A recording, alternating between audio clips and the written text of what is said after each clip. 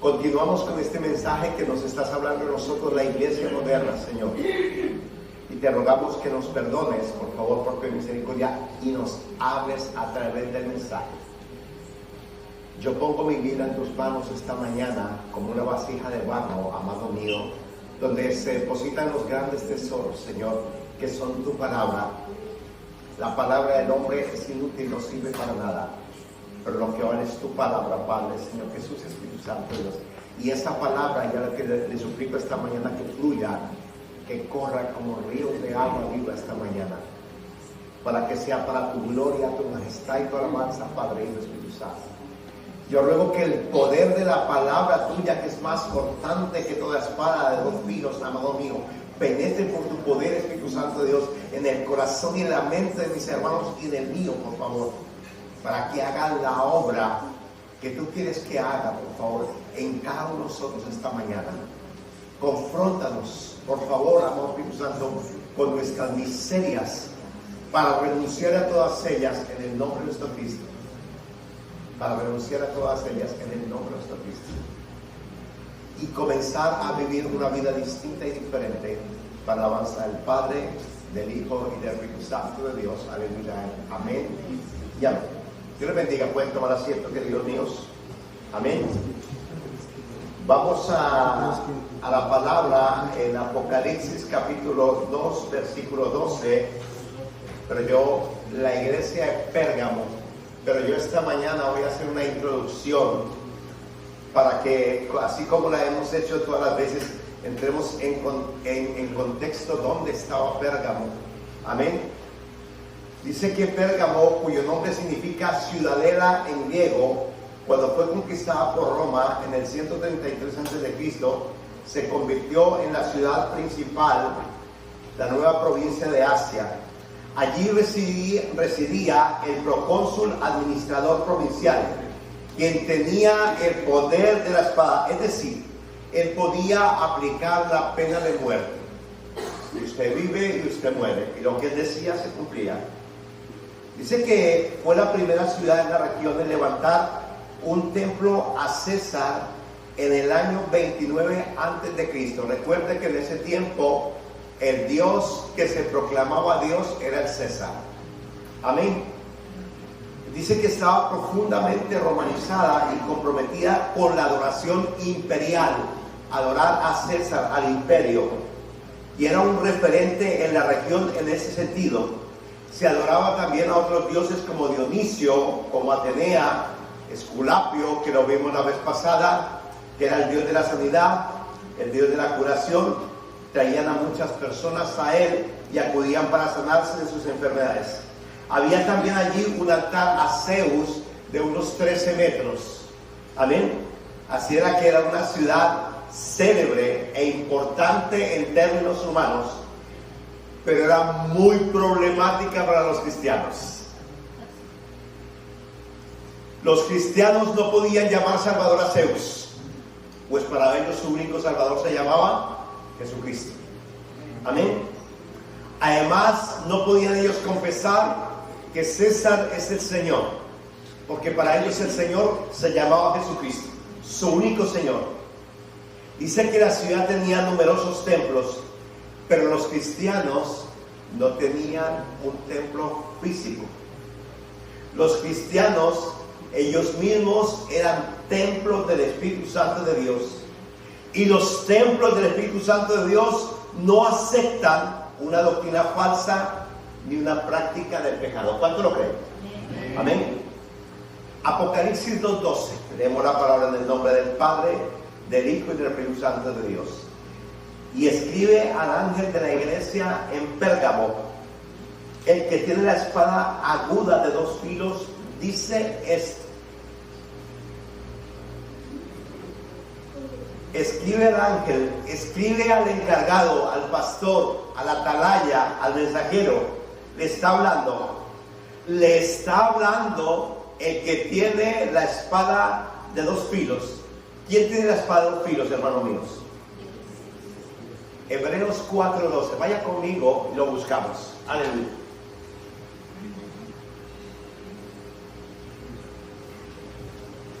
La espada de dos filos es la palabra de Dios. ¿Quién la tenía? Jesucristo. Jesucristo tenía la palabra de Dios en su boca. Y dice Hebreos 4:12, para que vea la similitud, aquí en la iglesia le dice, está hablando el que tiene la espada de dos filos. Y Hebreos 4:12 dice, porque la palabra de Dios es vida y eficaz. Eficaz. La palabra eficaz pasa por encima de todo. Esa es la palabra de Dios. Y más cortante que toda espada de ¿qué? Está hablando el mismo. Se llama Jesucristo. Y penetra hasta partir el alma y el espíritu, las coyunturas y los tuétanos, y discierne los pensamientos, y ella conoce las intenciones del corazón. No necesita hablar la boca. Amén. Ella ya sabe lo que hay en el corazón de cada uno. Eso me recuerda cuando el Señor Jesucristo estaba con Simón el fariseo, y la mujer rompió en su casa el perfume de alabastro y ungió sus pies con el perfume de alabastro, con sus lágrimas y con su cabello. Y Simón estaba pensando, si este supiera. Y él le contestó inmediatamente, yo lo sé todo, porque eres la palabra. Él discierne el pensamiento. Amén. Es el mismo Jesucristo el que tiene la espada de dos filos. Y con esa espada de dos filos, que es la palabra de Dios, es con la que va a juzgar esta humanidad, hermanos. Amén. ¿Y a su nombre? Seguimos. El 13. Yo conozco tus obras. ¿Y dónde está el trono de Satanás? Yo conozco tus obras y dónde moras. Coma. ¿Dónde está el trono de Satanás? Vamos a mirar este texto en dos partes para comprenderlo. La primera, ¿qué pensaría usted, hermano, si llega una carta de Jesucristo a sus manos y le dice que tú vives en la ciudad donde habita Satanás y donde tiene su trono? ¿Qué te parece? Que llegara a esta iglesia una carta del Señor Jesucristo, dice, aquí donde tú vives, aquí habita Satanás y su trono está allí en la esquina. ¿Cómo te quedarías? Cuéntame. Wow, profundo, ¿verdad? ¿Qué quedaría si aquí mora Satanás en esta ciudad y aquí tiene su trono? ¿Cómo te quedas? O vives una vida en santidad o no puedes vivir en esta ciudad. ¿Cuánto lo creen? No hay campo. Amén. Y todo ese es el problema que se trata en esta carta. En esta carta se trata todo ese problema. La terrible oposición que enfrentaban, la idolatría de su ciudad, su enemistad contra los cristianos, era tal que el Señor Jesucristo le describe diciendo, sé dónde moras, dónde tú estás, y sé que ahí está el trono de Satanás, y yo sé que ahí mora Satanás. Y si a esto sumamos que esa congregación ha sufrido persecución y que algunos hermanos han muerto, pareciera que el panorama es muy desalentador, ¿verdad? ¿Qué se puede reprochar a una iglesia de estas? Que está en medio del trono que tiene Satanás, y Satanás mora en medio de las... ¿Qué se podría reprochar? Nada, ¿verdad? Entre comillas.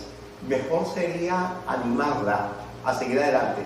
Pero esta carta lo que nos quiere enseñar es que aunque la congregación está siendo perseguida, es animada siempre por el Señor. ¿Cuánto lo creen? Amén. Para seguir adelante, porque el pecado delante de Dios sigue siendo pecado. El pecado delante de Dios es inexcusable, hermano. ¿De a su nombre? No hay excusa para el pecado. No existe. El sufrimiento que un cristiano padezca no anula, quédate con esto, el deber de ser santos. ¿Cuánto lo creen? No, nunca. No justifica la maldad, jamás. El testimonio del evangelio debe de guardarse sin tolerar la perversión. ¿Cuánto lo creen? Únicamente. ¿Sabe por qué? Porque en Corintios nos recuerda y nos dice, ¿no sabéis que sois templo de Dios, el Padre, y que el Espíritu de Dios mora en vosotros. Por eso el cristiano no puede aceptar la perversión. Por eso el cristiano no puede aceptar el pecado, porque somos templo del Espíritu Santo de Dios. Y mora el pecado o mora el Espíritu Santo de Dios. No hay morada para los dos ahí. ¿Y a su nombre? Aleluya. Los cristianos de Pérgamo, en lugar de pedir sanidad al dios Esculapio, ellos recurrían a pedir sanidad a Jesucristo. Bendito su nombre. Entregándose a su voluntad. Y en esta atmósfera tan pesada era muy difícil para los cristianos ejercer su fe. Notoriamente están en conflicto todos los días con aquellas personas de aquella ciudad, porque esa ciudad está comprometida con las religiones paganas oficialmente aceptadas, tras las cuales Satanás se alza como rey. Detrás de todas las mentiras, hermano, Satanás se alza como rey. ¿Cuánto lo creen? Amén. Detrás de la iglesia de la prosperidad, Satanás se alza como rey. ¿Cuánto lo creen? Amén. Satanás se alza como rey. Donde la verdad se habla a medias, Satanás se alza como rey, hermanos. ¿Cuánto lo creen? Amén. Es así, hermanos. Pero como los cristianos se negaban a ese tipo de adoración, se les acusaba de ser infieles a Roma.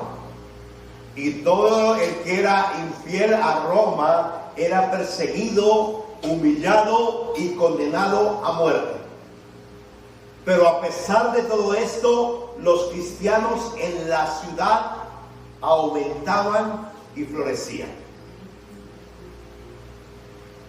La iglesia de Jesucristo no la puede destruir nadie. Han habido opositores en la historia a montones. Nadie la puede destruir. Nadie. Nadie. Absolutamente nadie.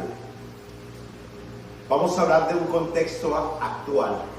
En el contexto en que vivimos hay persecución. No tan cruda. No la conocemos una persecución tan dura como la que vivieron ellos. Pero constantemente hay muchas personas que nos hacen invitaciones a actividades que ellos hacen. Estas personas que trabajan, algunos hermanos aquí que trabajan en empresas grandes, donde tienen 20 o 30 o 15 o 50 compañeros de trabajo, allí se encuentran con mucha gente, ¿verdad? ¿Y a qué le invitan? A los hombres. A tomar alcohol, ¿verdad? Mucho. A fornicar, a adulterar. ¿Y qué te dicen cuando no participas de eso? Qué aburrido que es. Wow. Usted sí que es un aburrido. Usted no sabe lo que se está perdiendo. A mí me han dicho eso. Poder de Dios. Nosotros nos negamos a unirnos a ellos y esto produce molestias, burlas, reacciones adversas. Y muchas veces muchos cristianos en muchos lugares terminan marginados porque no aceptan lo que el sistema les ofrece. ¿Cuánto lo creen? No podemos aceptar lo que el sistema nos ofrece. El sistema ofrece muchas cosas, pero nosotros no lo podemos aceptar. Vamos a Juan capítulo 15, versículo 20. Y vamos a hablar de la persecución de la iglesia. Juan capítulo 15, versículo 20 dice lo que el Señor Jesucristo dijo: acordaos de la palabra que yo yo he dicho. El siervo no es mayor que su Señor. Si a mí me han perseguido, también a vosotros os perseguirán. Si han guardado mi palabra, también guardarán la vuestra. ¿A quién persiguen? Al que guarda la palabra. Al que no guarda la palabra, ¿para qué lo van a perseguir? Es una tontería. Muchos hermanos trabajan con muchos compañeros de trabajo y llevan medio año y nadie sabe que es cristiano. Nadie. Ni que se van a enterar que es cristiano. ¿Por qué? Porque cuando le toca participar de sus inmundicias, participa. Nosotros somos un pueblo santo, una nación adquirida por Dios. Nosotros nos tenemos que marcar donde vayamos. Tenemos que hablar lo que somos. No podemos avergonzarnos de Jesucristo, porque Él se va a avergonzar de nosotros. Cuando yo salgo a predicar allá a la calle, le invito a la iglesia de Jesucristo. Jesucristo es salvación. Jesucristo es vida eterna. No nos podemos avergonzar. El cristiano no se avergüenza. El cristiano tiene que saber que sus compañeros tienen que saber que es cristiano. Y si el cristiano no habla en el trabajo que es cristiano, es porque seguramente vive una vida doble. Entonces no es un cristiano. Entonces no ha nacido de nuevo. Ese es el mensaje. ¿Y a su nombre? Gloria a Jesús. La persecución es una consecuencia que las personas que somos cristianas debemos enfrentar por vivir en este mundo de rebelión contra Dios, en este mundo caído, en este mundo que aborrece la palabra de Dios. Pero Cristo nos enseñó que en medio de este mundo que aborrece las cosas de Dios, nosotros somos más que vencedores por Cristo Jesús. Y esa es la victoria que nosotros tenemos. Y a su nombre, gloria a Dios. Voy a completar la segunda parte del texto 13, Apocalipsis 2:13. Dice: pero retienes mi nombre, aún en medio de la problemática, y no has negado mi fe, ni aún en los días en que Antipas, mi testigo fiel, fue muerto entre vosotros, donde mora ¿quién? Fue lo que le dijo al principio. Ustedes están donde mora Satanás. Aquí tiene Satanás su centro de convenciones. En esta parte lo que vemos es el diagnóstico infalible de nuestro Señor Jesucristo. No has negado mi fe. El Señor Jesús afirma con certeza que conoce a esta iglesia, conoce a esta congregación y las circunstancias, y les hace un elogio y un reconocimiento. Ustedes no han negado mi fe. Eso es glorioso. Le recuerdan que ellos no han negado la fe, aún viendo lo que le pasó a Antipas. Su fidelidad en medio de la persecución y de la oposición no tenía parangón. Había llegado hasta la muerte el hermano Antipas, quien Cristo llamó mi testigo fiel, mi mártir. Es lo que quiere decir. Este es mi mártir fiel. Y dice que, según la tradición, el apóstol Juan ordenó a Antipas como obispo cuando era emperador Domiciano. Y Antipas fue martirizado en el año 90 después de Cristo. Póngale cuidado a esta estadística. Antipas fue quemado lentamente dentro de un becerro de bronce ardiendo. ¿Cómo lo ves? Se estaba representando aquí a muchos mártires. Vemos la muerte de los apóstoles, que fue muy cruenta. A este lo metieron dentro de un becerro ardiendo, hermanos. ¿En serio quieres seguir a Jesucristo? Te vamos a matar. Cualquiera que pierda la vida por causa de Él, la ganará. Amén. Terrible, tremendo, hermano. Vaya muerte tremenda. Deseo algo. Satanás tenía un propósito. Satanás tiene propósitos. Satanás es el tipo de los propósitos. Él tiene un propósito de ver cómo te destruye y te lleva al infierno. ¿Cuánto lo creen? Y se va a leer todos los días que tú te levantes y te acuestes. Él no tiene otra tarea con tus demonios y un otro propósito, sino que tirarte al suelo, hermano mío. Únicamente. Amén. Solo ese es el propósito. Al matar a Antipas, ¿qué hace Satanás? Intenta llenar de miedo a los cristianos en Pérgamo. Les está diciendo, bajo amenaza, la cosa va en serio. Con esto, ¿qué pasaría? Los miembros indecisos de la iglesia se verían tentados a abandonar su fe y a preservar su vida. Amén. Esto me recuerda, hermanos, el testimonio que he contado algunas ocasiones. El hermano que predicó hace como 20 días, un mes atrás, volvió y lo recordó, de cuando llegaron en Rusia, en la cortina de hierro, llegaron los soldados a la iglesia que estaba llena. Entraron y dijeron: se pueden quedar aquí los que están dispuestos a morir por Jesucristo aquí, los otros se pueden marchar para la casa. Dice que la iglesia quedó vacía, quedaron 10 en la iglesia. Pusieron sus armas en el suelo, los abrazaron y dijeron: ustedes son nuestros verdaderos hermanos, esos hijos del diablo se fueron unos mentirosos. ¿No? Es así, hermanos, eso es una verdad. ¿Crees tú que puedes vencer, o yo en tu fuerza o en la mía? No, hermanos. Necesitamos el poder del Espíritu Santo de Dios. Necesitamos la obra de la cruz. Únicamente, hermanos. Y si tú te quieres llenar de eso, toca que busques a Dios en este tiempo de la gracia, porque va a venir un tiempo muy difícil esta tierra. Y tenemos que estar preparados como las vírgenes sensatas. Amén. Marcos capítulo 5, versículo 10 al 12. Estamos hablando de persecución. El Señor Jesucristo está hablando de persecución. La iglesia de Jesucristo padece persecución. Amén.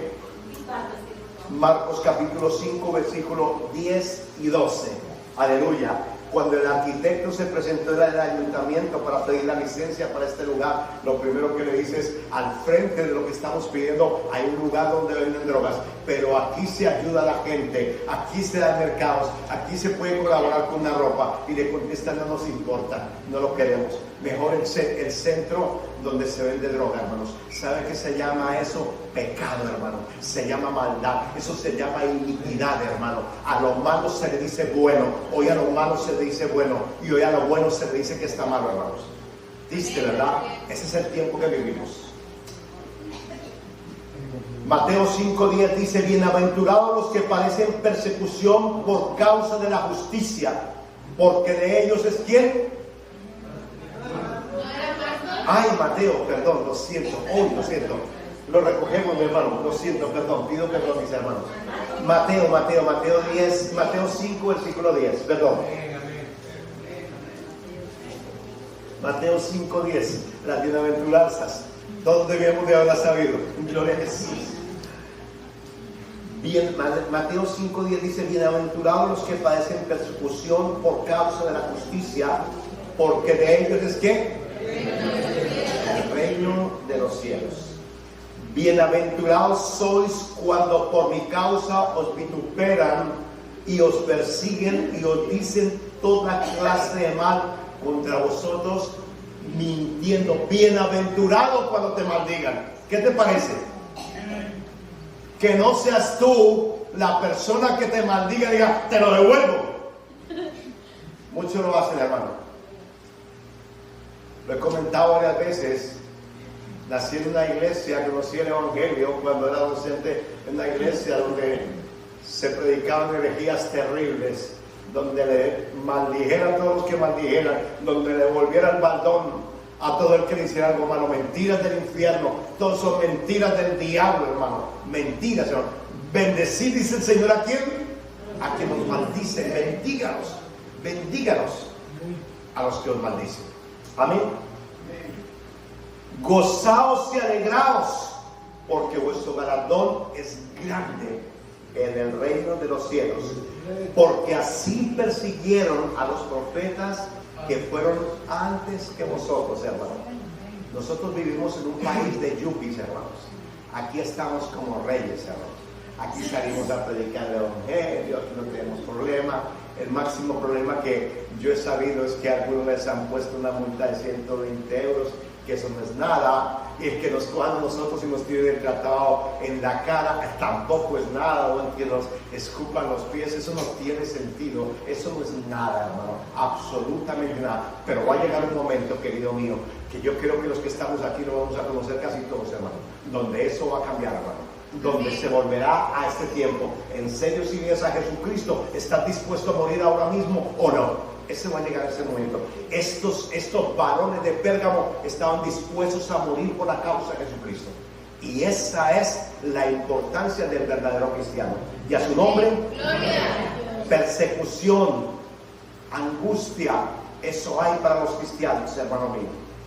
Aquí hay un recordatorio claro que nos hace el Señor Jesucristo, nuestro sagrado Señor y Salvador Jesucristo. La iglesia de Cristo padecerá persecución, pero ustedes gócesen porque vuestros nombres están en el reino de los cielos escritos. Así fueron perseguidos y humillados todos los que han predicado el Evangelio. Es un motivo de alegría el sufrimiento, hermanos. Cuando estemos sufriendo, pensemos, hermano, que el tiempo de la tierra es muy corto y muy pasajero, hermano. La eternidad es muy larga, hermano. No nos la podemos imaginar. Amén. Amén. Qué privilegio para la iglesia que tiene el consuelo, que sabe dónde vive y que el Señor Jesucristo los cuida y está con ellos. Sus perseguidores fuera del gobierno del Señor, y el trono de Dios era mayor que el trono de Satanás, hermano. Y siempre lo va a hacer. Siempre lo va a hacer. Escuchaba un testimonio de un varón que predicaba hace un tiempo, y unos misioneros se fueron a predicar a la India, hermanos. Fue el jefe de la tribu, cogió el domingo, sacó el domingo por la mañana de la casa al misionero, se lo llevó a la plaza donde estaban toda la gente y le dijo: usted habla de que Jesucristo sana, ¿verdad? Dijo: sí, yo hablo de que Jesucristo sana. Pues hay este que se está muriendo aquí, usted va a orar por él y este se va a sanar, y si este no se sana, lo matamos ahora mismo. Eso se llama vivir en fe, hermano. ¿Sabe qué tenía este hombre en el pensamiento, hermanos? Si se sana, yo le voy a dar gloria a Dios. Pero si este hombre no se sana y yo oro y no se sana, también le voy a dar gloria a Dios porque me van a matar. ¡Wow! A mí eso me impresiona, hermano. Gloria a Dios. No siempre Dios va a hacer la obra, hermanos. Hay muchos testimonios en la India donde hermanos han ido y han orado, hermano, en la misma situación, y Dios no ha obrado y los han matado, hermanos. ¿Por qué? Porque Dios lo ha permitido, hermano. Porque aún estimada es a Jehová la muerte de sus santos, hermano. Gente que ha entregado su vida para servir a Dios, hermano. Antes nos enseñaban que eso era un fracaso. Mentiras, hermano. Si nosotros estamos en Dios, nuestra vida está escondida en Cristo Jesús. Amén. Amén. Satanás no le puede quitar la vida a un hijo de Dios. Nunca, hermano.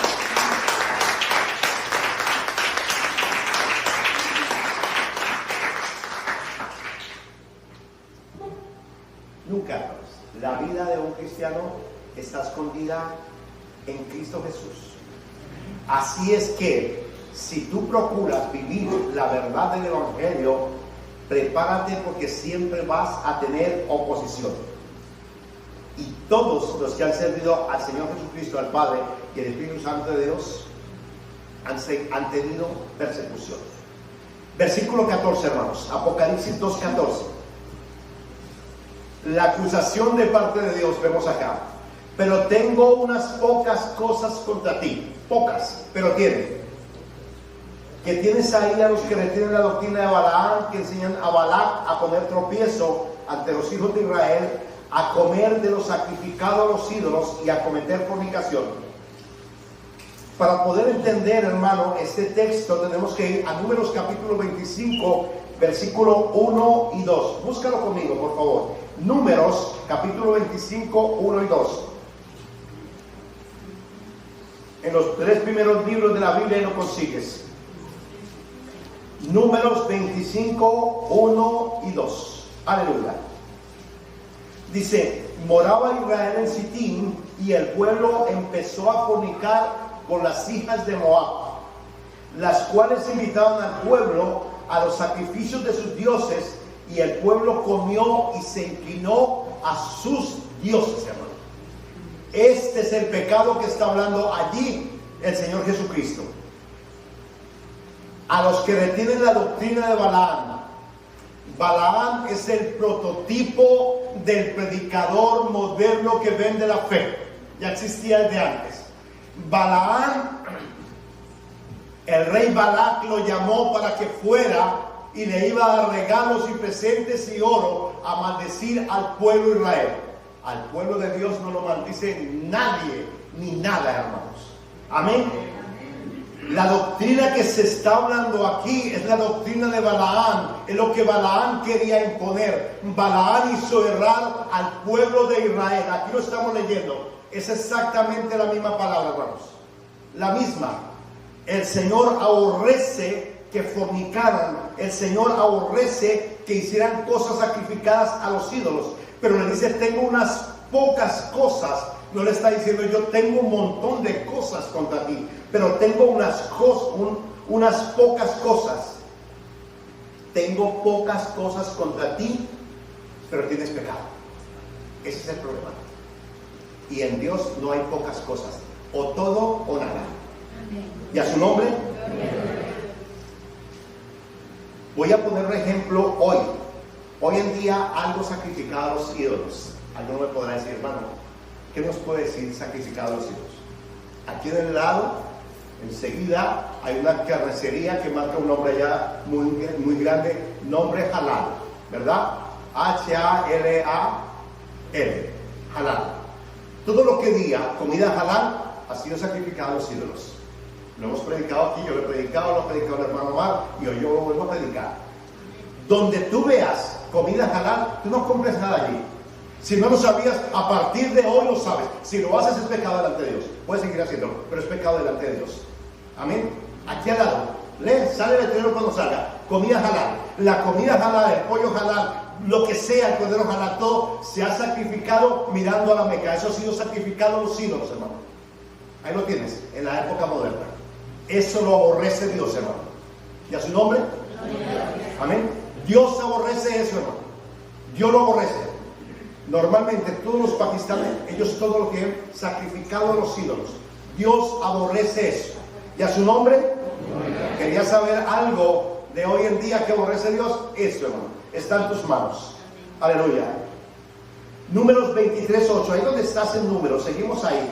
Vuelve 2 páginas atrás, por favor. Números 23:8. Ahí mismo, hermano. Está hablando Balaam. Dice, ¿por qué maldeciré yo al que Dios no maldijo? Esto es para ti, esta promesa, hermano. ¿Por qué, dice Balaam, maldeciré yo al que Dios no maldijo? ¿Y por qué he de execrar al que Jehová no ha execrado, hermano? Si Jehová te bendijo, hermano, olvídese, hermano, que nadie va a pasar por encima tuyo. Nadie, hermano. Si vives una vida correcta, si vives una doble vida, olvídate. Necesitas arrepentirte. Balaam es el primer hombre marcado en la Biblia en intentar vender la fe. Es el prototipo de los predicadores de la iglesia de la prosperidad. Pues cuando el rey Balac mandó a sus mensajeros que lo trajeran, Balaam tenía que haber dicho, me maten aquí ustedes ahora, pero yo no voy a ir porque no tengo permiso de Dios para ir. Dinero, en serio, hay dinero de por medio. Oro, joya, ropa, ¡hala! Vamos. La gloria de Dios ni se compra ni se vende. De gracia recibieron ustedes y de gracia van a dar. ¿Y a su nombre? Fíjate cómo vuelve y lo recuerda en el Nuevo Testamento. Segunda de Pedro, capítulo 2, versículo 15. Gloria a Jesús. Segunda de Pedro 2.15. Segunda de Pedro 2.15. Segunda de Pedro 2.15, mira cómo vuelve a recordar a este varón. Han dejado el camino recto y se han extraviado siguiendo el camino de ¿quién?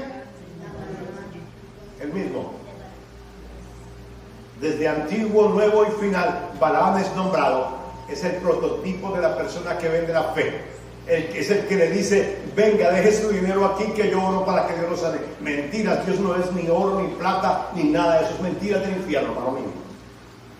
Han dejado el camino recto y se han extraviado siguiendo el camino de Balaam, hijo de Beor, el cual amó el premio de ¿qué? De la maldad. El cual amó el premio de la maldad. Terrible. Él tenía que haber separado y haber dicho, yo no puedo ir. Yo soy un profeta de Dios. Lo vamos a matar, pues poder matarme aquí mismo porque yo no voy a ir. Pero ¿qué pasa? Tristemente, cuando hay dinero de por medio, hermanos míos, el dinero daña muchas conciencias, muchas, hermanos, muchas conciencias. Hubo una mujer que me contó un testimonio de Perú y me dijo, hermano, esta mujer, yo le dije que la invitara a la iglesia, dijo, no quiere venir porque ella asistía a una iglesia, pero un domingo, entendía así como me lo explicó, un domingo de final de mes, no fue a la iglesia, y el día lunes el pastor llegó a su casa y dijo, ¿dónde está el dinero de los diezmos? Poder de Dios, poder de Dios. ¿Hasta dónde el enemigo puede llegar a enceguecer una persona? Dios tenga misericordia. La exhortación del Señor Jesucristo es un acto paternal de amor a su iglesia. Tengo unas pocas cosas contra ti. El que fueran pocas cosas no significa que no tuvieran importancia. Esto lo sabemos porque luego dice, arrepiéntete. Miren la importancia que tiene. Arrepiéntete, pues si no vendré a ti pronto y le voy a quitar lo que tiene. Arrepiéntete. El Señor está hablando muy en serio. Aunque tenga pocas cosas, arrepiéntete, deshazte de ellas, porque el pecado delante de Dios es pecado. ¿Y a su nombre? Amén. Seguimos ahí en Apocalipsis capítulo 2, versículos 15. Y dice, y también tienes a los que retienen la doctrina de los nicolaitas, la cual yo aborrezco. El sentido nicolaita es un sinónimo de personas que pervierten las costumbres morales y religiosas. Eso es lo que hacían los nicolaitas. Por ejemplo, voy a poner un ejemplo. Una persona me compartía de una iglesia muy grande, la Prosperidad, que hay aquí en Barcelona, y cuando iban a tomar la Santa Cena, la persona que iba a compartir la Santa Cena se paraba allá y le decía, entendía así como lo explicaba. Si quieres pararte, párate. Si quieres sentarte, siéntese. Usted haga lo que se le dé la gana. Usted tómela tranquilo. Si usted ha pecado, usted no se preocupe por eso. Para eso Jesucristo ya murió en la cruz del Calvario. Usted lo que tiene que hacer es tómela. Y gócese y riámonos y hagamos eso. ¿Me comprendes? Eso me mandé la mano yo en la cabeza cuando escuché eso. Porque el Señor Jesucristo, estoy delante de su presencia, me enseñó a mí que cuando estaba el momento de la Santa Cena era un momento muy solemne. Es un momento de recordar que Dios bajó a la tierra, se hizo hombre y permitió que le escupieran el rostro, hermano, que lo abofetearan, que le reventaran la piel, hermano, solo por amor a ti y por amor a mí, hermano. Eso merece un respeto, ¿o no, hermanos? Eso merece un momento de solemnidad, hermano, ¿o no, hermanos? Eso merece las lágrimas de nuestros ojos cayendo en agradecimiento de la obra que Él hizo para que nosotros no fuéramos al infierno. No sé si están de acuerdo conmigo. Un aplauso a Dios.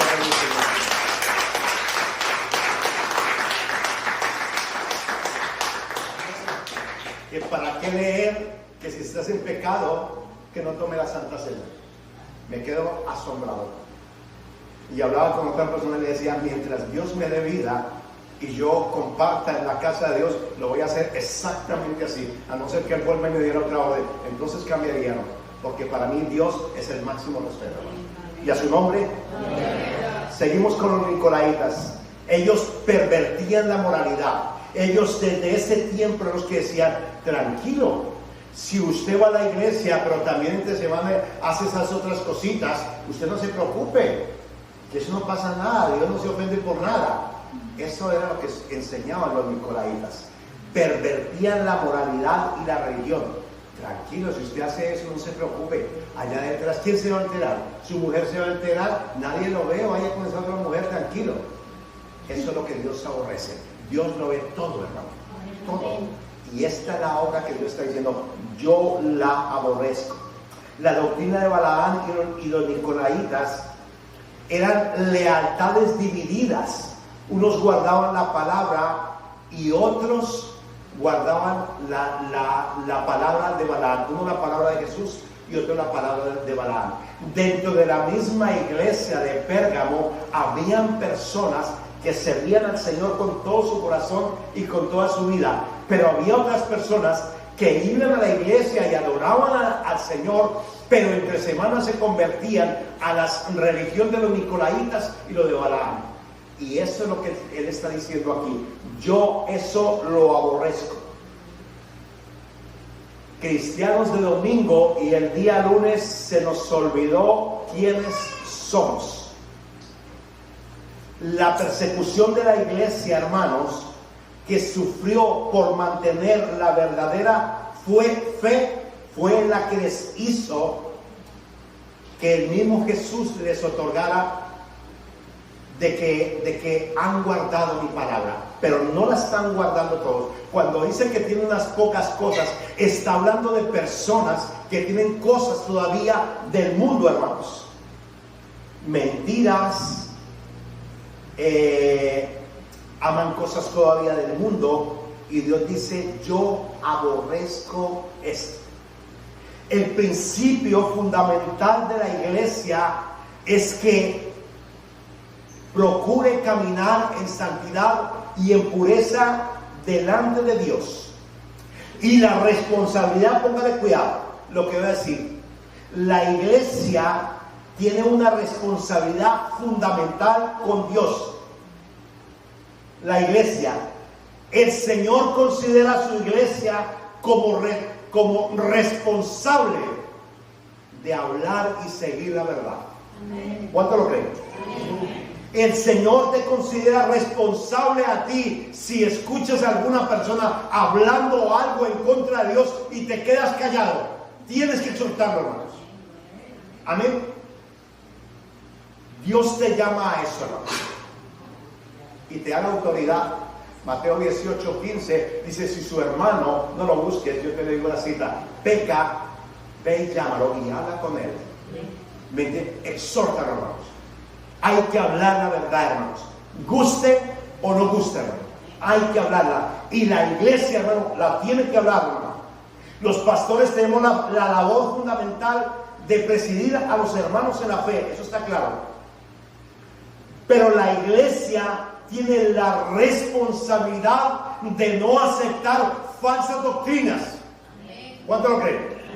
De no aceptar que sabe que un hermano está viviendo en pecado y estás participando en alguna cosa de la iglesia, profesor de escuela dominical, ujier, lo que sea, tiene que decirlo, venir y decírmelo: hermano, esta persona no está bien, llámalo y que tenga un tiempo de disciplina, hermanos.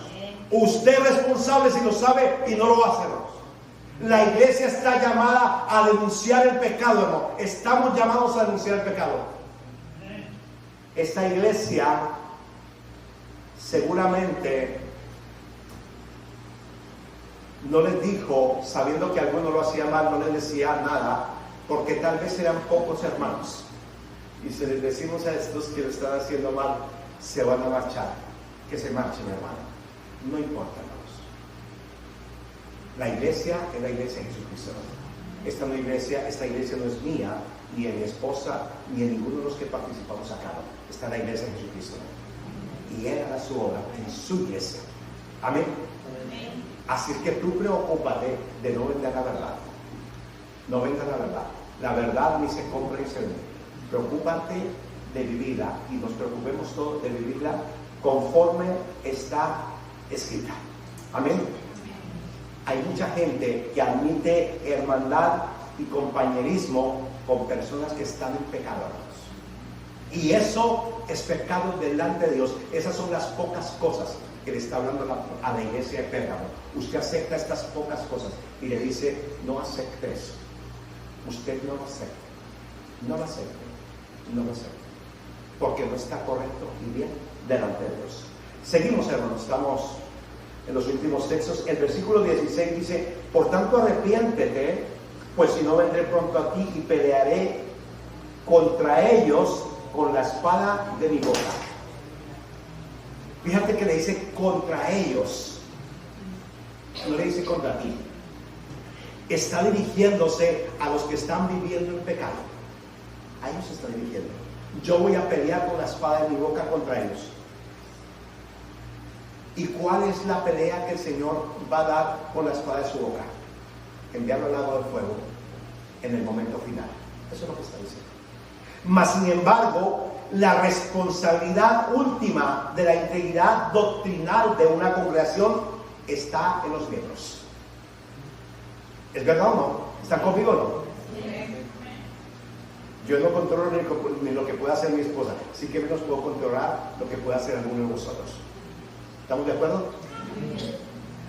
Es tu responsabilidad, la tuya y la mía. La integridad doctrinal tuya está en tus manos. Yo no voy a dar cuentas por ti por eso. Yo voy a dar cuentas por ti por si oré, por si ayuné, por si clamé, por la iglesia. Por eso voy a dar cuentas. Por si estuve al frente de la iglesia. Por eso levanté a. Pero yo me voy a presentar solo delante de Dios. Y la integridad doctrinal tuya está en tus manos. Tú verás lo que haces con ella. Pero un día le entregaremos cuentas a Dios. Amén. Los miembros son las personas que Dios les va a demandar ser fieles, reprendiéndoles o hablándoles que lo están haciendo bien. No hay excusa, no tenemos ninguna excusa. Hoy en día nosotros tenemos la Biblia compilada. Ellos no tenían la Biblia, hermanos. Ellos no la tenían. Es más, en ese tiempo la mayoría de personas no sabían ni siquiera leer, hermanos. Ni siquiera. A todo lo que les vendieran lo tenían que creer. Pero hoy en día nosotros tenemos la Biblia. Tenemos diferentes versiones, tenemos comentarios bíblicos, estudios, infinidad de recursos audiovisuales. Hoy tenemos en el teléfono móvil la Biblia. No tenemos excusa ninguna. Hoy no, hermanos. Ninguna. Hoy no. Hoy está toda la información. Si la queremos aprovechar y ver bien, y no la queremos aprovechar, perfecto. Amén. Estamos terminando. ¿Y qué diría el Señor Jesús de ti esta mañana si viniera a pedirte responsabilidad? ¿Qué diría? ¿Qué te diría a ti? ¿Lo estás haciendo correcto? ¿O te diría no? Tengo cosas contra ti. Es una buena pregunta, ¿verdad? Que tenemos que hacernos todos. Apocalipsis 2:17. El que tiene oído, oiga lo que el Espíritu dice a las iglesias. Al que venciere daré a comer el maná escondido y le daré una piedrecita blanca, y en la piedrecita escrita un nombre nuevo, el cual ninguno conoce sino aquel que lo recibe. Gloria a Dios. Esta es la promesa. Estos hermanos de Pérgamo estaban siendo perseguidos y martirizados, pero estos hermanos seguían adelante. Estos hermanos que amaban a Dios de todo corazón. A estos hermanos no les importaba que el imperio los rechazara y los matara. Esos hermanos no buscaban una unidad humana y una falsa apariencia intrínseca. Estos hermanos perseveraban hasta el fin con Jesucristo. A ellos no les importaba el costo que hubiera, que les tocara pagar. Ellos no les importaba. Ellos estaban dispuestos a pagar el precio más alto que había. No tenían problema en entregar sus vidas. Por lo cual, hermanos, terminó con este mensaje diciendo lo siguiente: Dios te conoce mejor de lo que tú mismo te conoces. Puedes tener una cara de piedad y ponerla aquí en la iglesia. Puedes sonreír a todo el mundo, hermanos, pero eso no te va a salvar, hermanos. Nos salva Jesucristo únicamente. Pide a la iglesia integridad y santidad, compromiso con su obra. Eso es lo que hace. Y le recuerda lo mismo que viene diciendo en todos los mensajes. En el mensaje a Esmirna, que es un mensaje tan corto, comienza el mensaje a Esmirna y termina con tribulación. La iglesia que no tiene tacha, la iglesia que le dice que es rica, comienza con tribulación y termina con tribulación. Es más, termina diciéndole: sé fiel hasta la muerte. Eso le está diciendo. Y yo te daré la corona de la vida. Aquí esta iglesia les dice lo mismo: si quieren vivir piadosamente en Cristo Jesús, padecerán persecución. Así es que no nos asustemos por las cosas que van a venir. Amén. Los invito a ponernos en pie y vamos a orar, queridos míos.